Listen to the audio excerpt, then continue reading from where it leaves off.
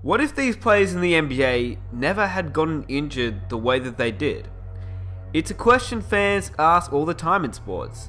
It acts as a security blanket for the future, or as a torture device for the present. I mean, drafting player X instead of player Y is a common what if. But at the same time, it can be said for injuries as well. First of all these players are not in order. This list is not a ranking and is not at all inclusive. If you think I missed someone, tell me down in the comment section below.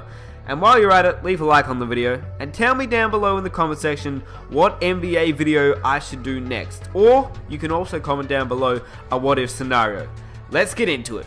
Number 1, Gilbert Arenas.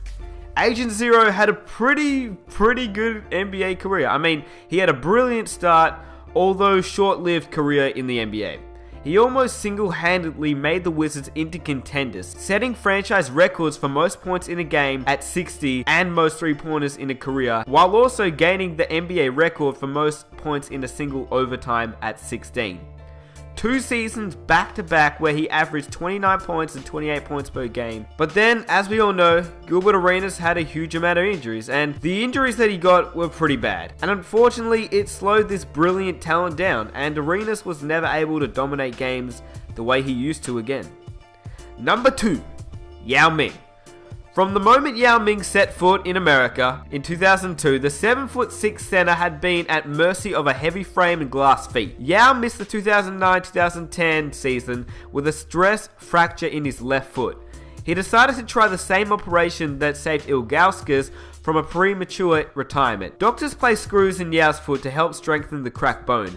Tragically, his massive frame took a toll on his knees and ankles, which then he struggled to maintain his structure up and down the court night in and night out. At just age 30, Yao Ming was forced to leave the NBA for the sake of his body. I mean, he's 7'6" for God's sake. He was bound to deal with injuries, but I guess people thought that T-Mac and Yao could have gotten further than they did, if it wasn't for all the injuries they both had to deal with.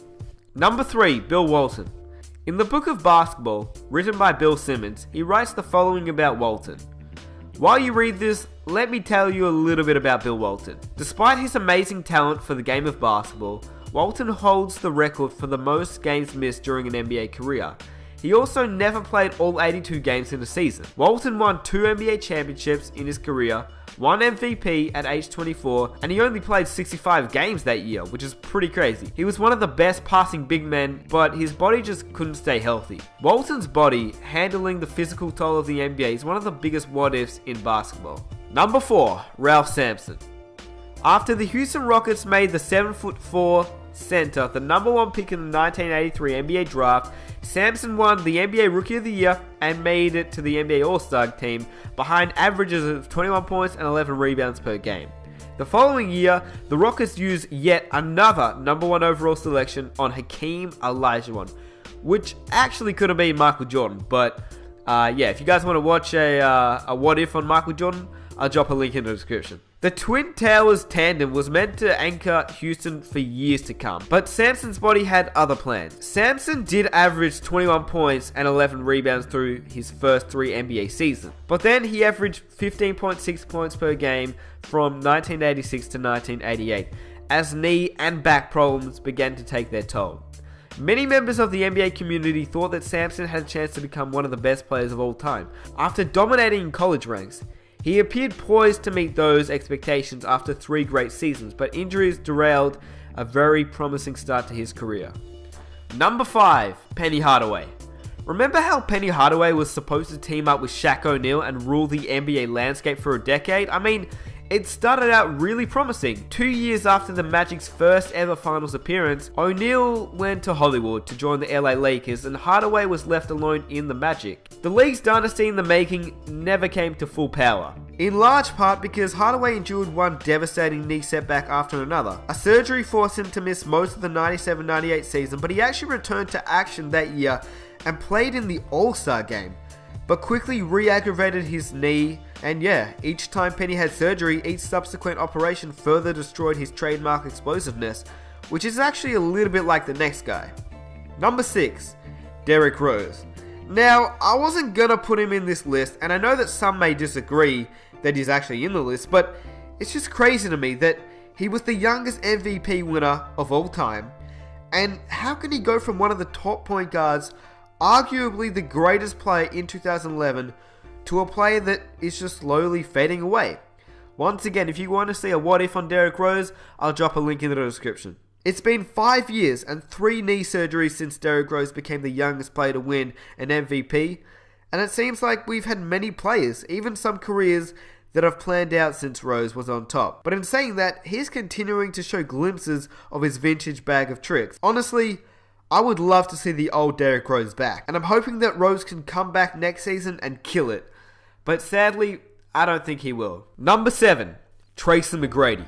Tracy McGrady was an absolute star in the NBA in the early 2000s, often drawing comparisons for his scoring to Kobe Bryant. He made 7 All-Star games and led the league in scoring twice, but issues with his back really took a toll, and he never made much of an impact after he turned 28. To give you an idea, Michael Jordan, Air Jordan, at age 31 was in the midst of a legendary championship run that cemented him in the eyes of many as the greatest player in NBA history. McGrady at 31 cannot even convince a team to sign him for the veterans minimum. How did one of the 5 greatest talents to ever glance at the hardwood fall so hard so fast? Maybe that's because for 8 seasons straight he averaged no less than 36 minutes per game. There are so many what ifs about Tracy McGrady. What if he never got injured? What if T-Mac stayed in Toronto with Vince Carter? What if McGrady played with a healthy Grant Hill? Which actually leads us into the next NBA player. But also, comment down below, should I do a what if on Tracy McGrady? And if so, which one should I do? Because there's so many of them. Number 8, Grant Hill. Grant Hill was a huge star coming out of Duke. The 2-time NCAA champion was taken 3rd overall in the 1994 NBA draft by the Detroit Pistons, and he regularly led his team in points and rebounds over his career. Hill put up points, rebounds, and assist numbers that only matched by LeBron James, Oscar Robertson, and Larry Bird. To give you a little bit of a perspective on Grant Hill, he was the LeBron James before LeBron James. He was actually projected to be one of the top players of all time, but tragically, Grant Hill obviously had the injuries. I mean, that's why he's on this list. But if you didn't know about Grant Hill, he could have been the LeBron James before LeBron James if it wasn't for his injuries. Unfortunately, once Hill left Detroit and joined contenders, his legs started to give out, and his effectiveness was drastically limited. Which is truly devastating, because if Grant Hill and Tracy McGrady could have both stayed healthy on the Magic, wow, you never know what they could have been. Number 9, Brandon Roy. Brandon Roy came into the league with many people believing that he would be a solid scorer, but they believed that he would be a solid scorer coming off the bench. But instead, they obviously found he could do a lot more than that.